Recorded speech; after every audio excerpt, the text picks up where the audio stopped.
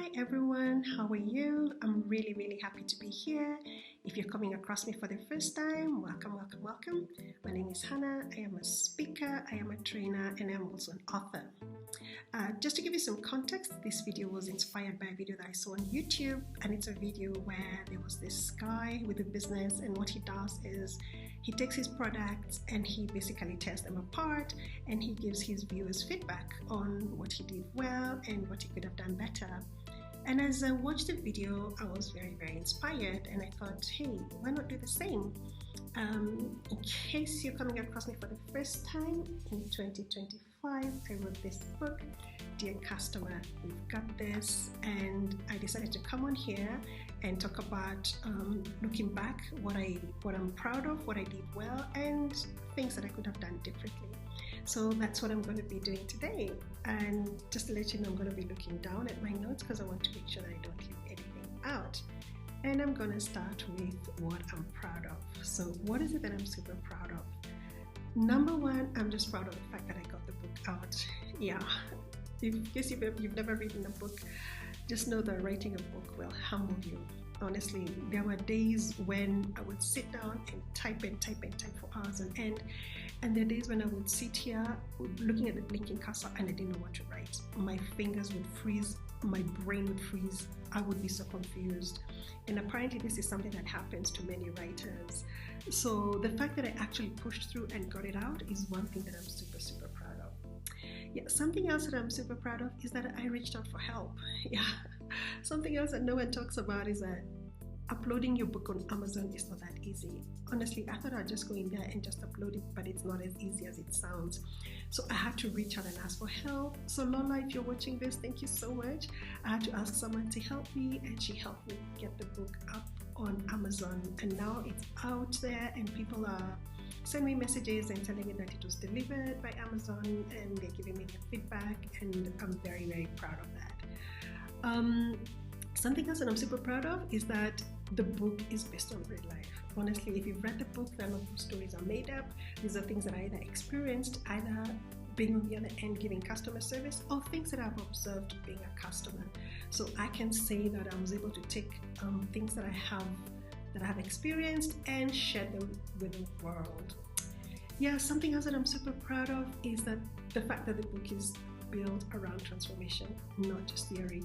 Yes, there's a lot of theory in the book, a lot of frameworks, a lot of formats, a lot of what did you call it? Acronyms. Yes, a lot of acronyms, but at the end of the day, it's all about the transformation.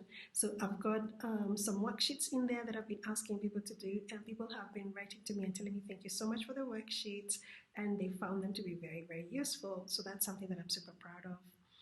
Something else that I'm super proud of is that I was able to keep the book short. So the book is less than 300 pages, but please hold on to this thought because I'll come back to it later. I remember one day listening to Vusi Thembekwayo, and he said that if you write a book, it's best to keep it to less than 300 pages, because then if it's too long, then people either get put off or they think it's going to take too long to implement. So he did recommend that books should be kept to less than 300 pages, which I managed to do. But again, I'm going to come back to this point later. All right, so what could I have done differently? Or looking back, what do I wish that I had done? Yeah. Remember what I said about keeping the book to less than 300 pages? It's something that I'm super proud of. However, in the book, I also had really wide spacing. I actually used double spacing for the whole book, because I remember once reading about the psychology of reading, and the author said that if there's a lot of white space and there's white spacing, people find the book easy to read, which I can say for sure.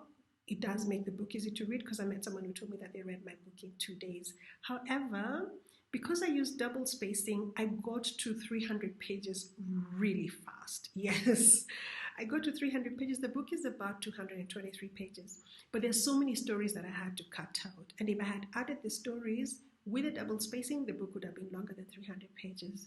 So what's my point? My point is that if I was to do it all over again, I would keep the space. I'd reduce the spacing.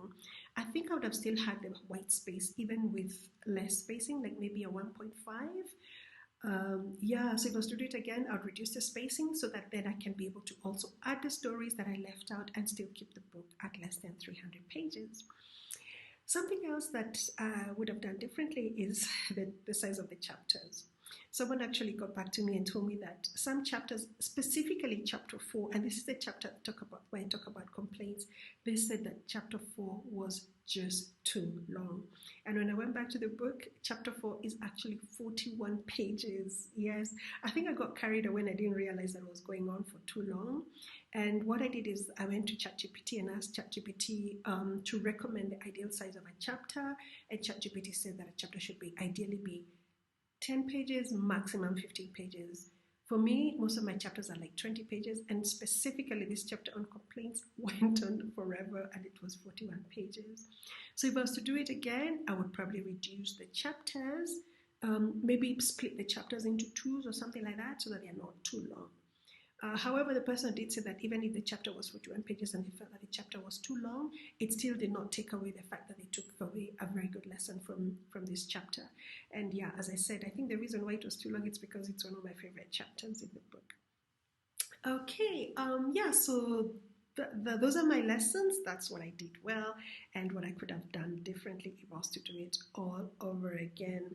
But if there's one thing that I'm most proud of above everything else, it is the fact that this book has packed real conversations about how we serve, and especially now when we're living in an era of automation and AI.